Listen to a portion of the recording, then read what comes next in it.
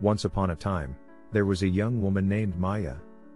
Maya had always been fascinated with science, and from a young age, she knew that she wanted to become a scientist. She studied hard in school, taking advanced science classes and participating in science fairs and competitions.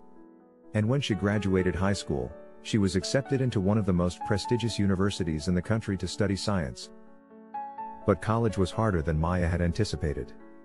The classes were tough, the coursework was challenging, and the competition was fierce. Despite her best efforts, Maya struggled to keep up with her classmates. One day, Maya's professor called her into his office. Maya was nervous, wondering if she had failed one of her exams or assignments. But to her surprise, the professor had something else to say. "Maya," he said, "I've been watching you in class, and I've noticed that you seem to be struggling.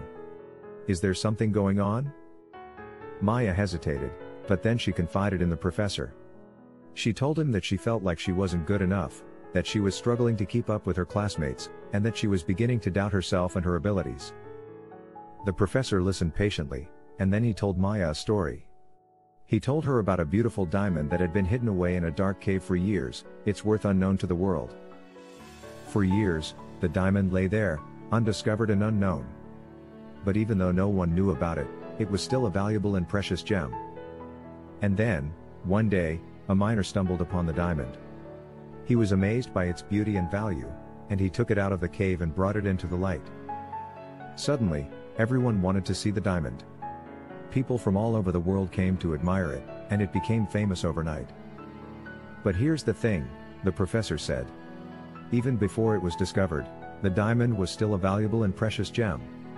Its worth never changed, even when no one knew about it. Maya listened to the professor's story, and she felt a glimmer of hope.